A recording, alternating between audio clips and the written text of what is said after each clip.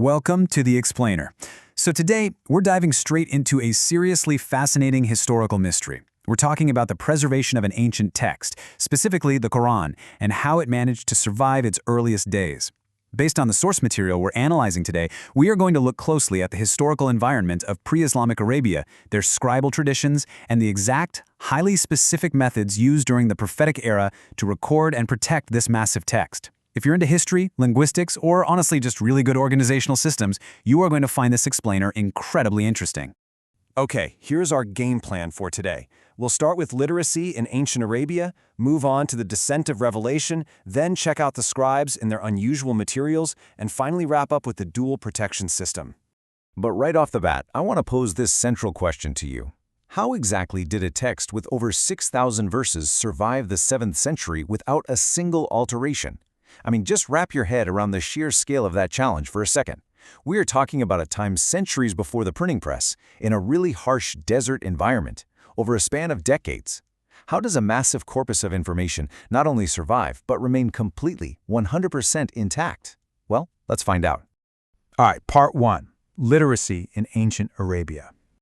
So there's this widespread myth out there that pre-Islamic Arabia was just this completely unlettered, purely oral society with absolutely zero concept of the written word. But as the source material points out, the reality is actually quite different.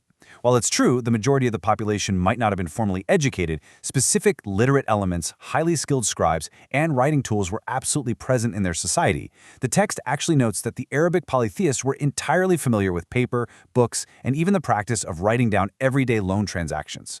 The sources give us some really fascinating historical proof of this too. Take the famous Arabic odes known as the Al-Mu'allakhat. These were completely written out and literally hung on the Kaaba, where they stayed for about 150 years. We also see figures like Waraq bin Nawfal, who the text notes used to write the Gospel in Hebrew. By the time of the Prophet Muhammad, historical records show roughly 41 of his companions already knew how to write. And get this, during the Battle of Badr, 17 prisoners who couldn't afford to pay their ransom were instead ordered to teach 10 boys of Medina how to read and write to secure their freedom. So reading and writing were highly valued skills, and this really sets the foundation for how a massive text could eventually be recorded. Moving right along to part 2, the descent of revelation. Let's look at how this played out chronologically, because according to the source, the text wasn't just delivered as one giant complete book on a single day. The process began in August 610 AD, with the first revelation in the Cave of Hira. It continued all the way through the Prophet's migration to Medina in 622 AD, and finally reached completion in 632 AD.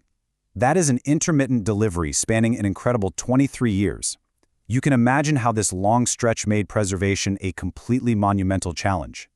I mean, if you're receiving scattered pieces of a massive book over 2 whole decades, keeping it all organized and safe requires some intense coordination. But how exactly was it received? The source material uses the term wahi. In Islamic terminology, wahi basically means the divine word or message revealed to prophets for guidance. And the text outlines that this was often delivered through an angel, specifically Jibril or Gabriel. The historical accounts describe this as a physically taxing experience for the prophet. Sometimes it arrived sounding like the ringing of a bell, and it required immediate memorization and just absolute intense focus. Which brings us to part 3, scribes, and honestly, some pretty unusual materials. 40. The source material states there were roughly 40 official scribes of the revelation. So this wasn't just one guy scribbling notes in a corner.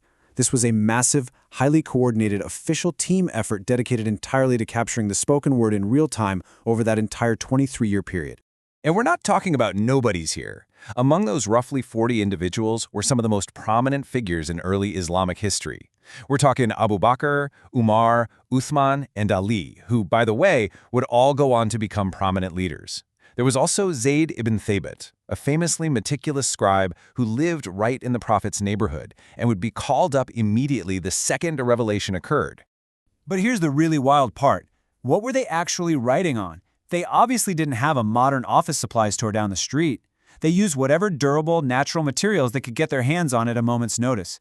The texts mention al-aktaf, which are the wide shoulder bones of a camel or a goat.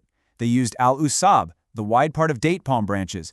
They used flat stone tablets called al-akaf. Actually, they even used muharak, which was white silk cloth coated with gum just so it could hold the ink.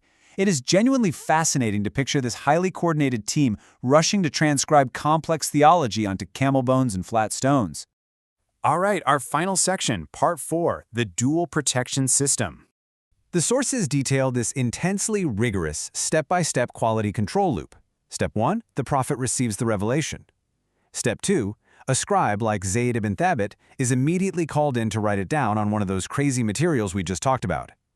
Step 3, and this is absolutely crucial, the scribe reads it back. The prophet would have the text read aloud to him to correct any single error or omission right then and there.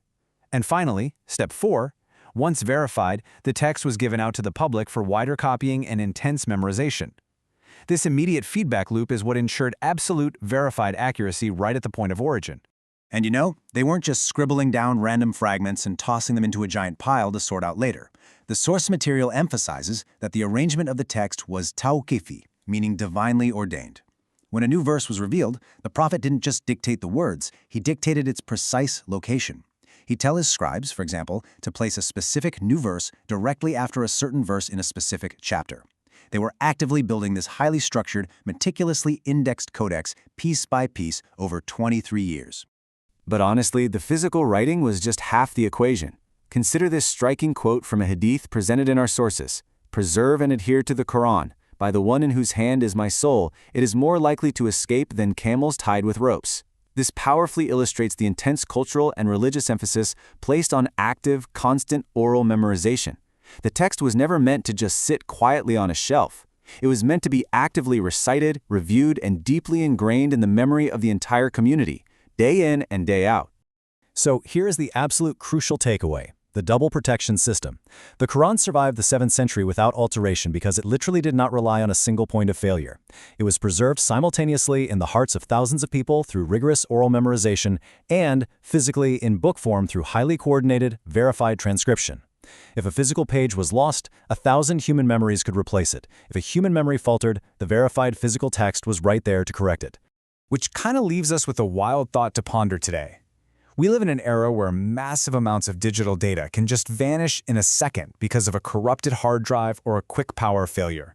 So, what can we learn about dedication, structure, and redundancy from an ancient society that permanently preserved a massive 6,000-verse text using nothing but camel bones, flat stones, and the collective power of human memory?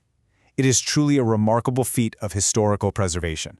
Thanks for joining me on this explainer, and keep asking great questions.